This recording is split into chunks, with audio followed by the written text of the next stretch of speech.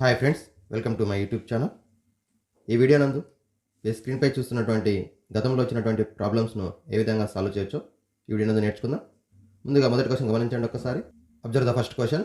Find the value of 1/5 plus 999 whole number 494/495 multiply 99.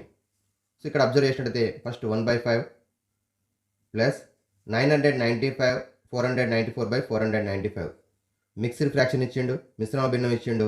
దీన్ని మనము రెండు సంఖ్యల మొత్తంగా రాసుకుంటాం. 999 ప్లస్ 494/495 ఇంటూ 99 రాసుకుంటున్నాం.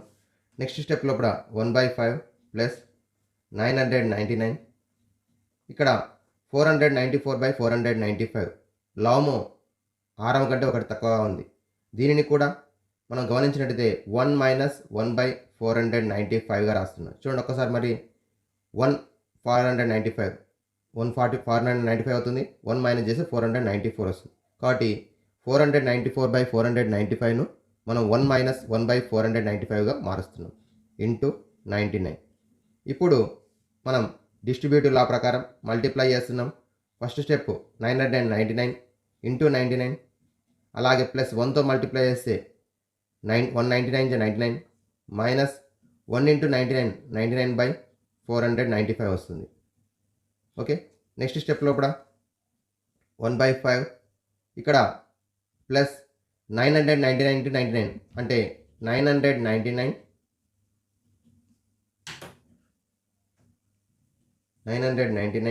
ఇంటూ 99 ఏం రాస్తానంటే ఇంటూ 100 మైనస్ 1.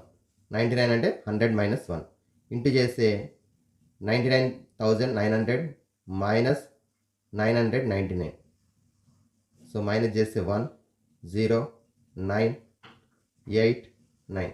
సో 98,901 వస్తుంది. ప్లస్ 99 మైనస్ ఇక్కడ డివైడ్ చేస్తే 1 టేబుల్ 5 టేబుల్లో డివైడ్ అవుతుంది. 99 1 జా 99 5 జా. So 1/5 plus 1/5 minus 1/5 cancel. 98,901కు 99 యాడ్ చేస్తున్నాం. చూడండి ఒకసారి. 10 10 10 9 9 99,000. Option 2 is the correct option. 99,000. Option 2 is the correct option. Next observe the second question. 0.11 bar plus 0.22 bar multiply 3. ఇక్కడ అంతము కాని ఆవర్తనం అయ్యేటువంటి మనకి అకరణీయ సంఖ్య ఇవ్వడం జరిగింది. మరి ఇక్కడ non terminating recurring decimal 0.11 bar అంటే 0.11 బార్.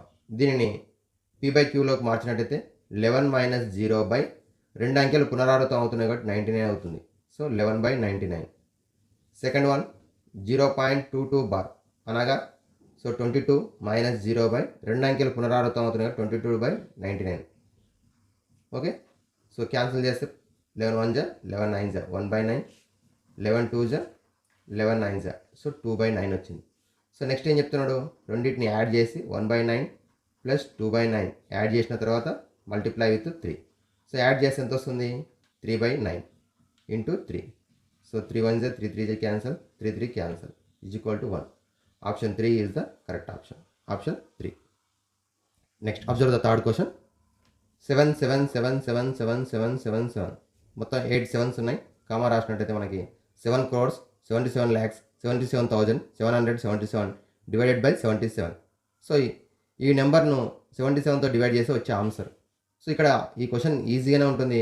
కానీ మనకి ఇచ్చిన ప్రాబ్లం ఏంటంటే ఇక్కడ చాలామంది ఏం చేస్తుంటే 77 అంటే so 1 1 1 1. So first option correct అనుకునే అవకాశం ఉందని చెప్పి ఇచ్చింటాడు. సో కానీ మనం చేయాల్సినటువంటిది చూసినట్టయితే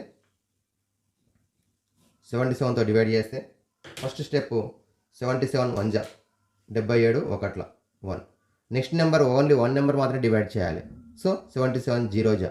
ఇప్పుడు 7 ఇక్కడ వచ్చేసింది 77 అవుతుంది. మళ్ళీ 1 జా, మళ్ళీ 0 0, మళ్ళీ 7 ఇక్కడ వచ్చేసి 77 1 జా. నెక్స్ట్ 77 1 జా అంటే 0 రిమైండర్ కాబట్టి 77 అవుతుంది. 7 అవుతుంది 0, మళ్ళీ 77 1 1 0 1 0 1 0 1. So 1 0 1 0 1 0 1. Option 4 is the correct option. Option 4. Next question LCM of 2/3, 4/9, 5/6. ఇక్కడ భిన్నాలను ఎల్సిఎం ఫైండ్ అవుట్ చేసేటప్పుడు మనం ఎల్సిఎం ఆఫ్ న్యూమరేటర్స్ అలాగే డినామినేటర్స్కి హెచ్సిఎఫ్ ఆఫ్ డినామినేటర్స్ తెలుసుకోవాలి. ఎప్పుడైనా సరే ఇచ్చినటువంటివి P/Q ఫామ్లో ఉన్నట్టయితే వాటి యొక్క ఎల్సిఎం ఫైండ్ అవుట్ చేయాలంటే న్యూమరేటర్స్కి ఏమో ఎల్సిఎం ఫైండ్ అవుట్ చేయాలి, డినామినేటర్స్కి ఏమో హెచ్సిఎఫ్ ఫైండ్ అవుట్ చేయాలి. న్యూమరేటర్స్ ఏమున్నాయి 2, 4, 5 ఉన్నాయి. సో ఇక్కడ 2, 5 రెండు కూడా ప్రైమ్ నెంబర్స్. మనకు అలాగే 4 ఈజ్ ద కాంపోజిట్ నెంబర్. కాబట్టి ఇక్కడ అబ్జర్వ్ చేసినప్పుడు 2, 4, 5కు ఎల్సిఎం చేసినట్టయితే 2 1 2, 2 2 2 5. So LCM is equal to 2 into 2 into 5 20, 2 2 4, 4 5 20. అలాగే HCF of 3 9 6 which is the least number 3. 3కి 6 కానీ 9 కానీ మల్టిపుల్స్ అవుతున్నాయి కాబట్టి హెచ్సిఎఫ్ 3 అవుతుంది. So LCM is 20, HCF is 3. 20/3 is the answer. Option 2 is the correct option.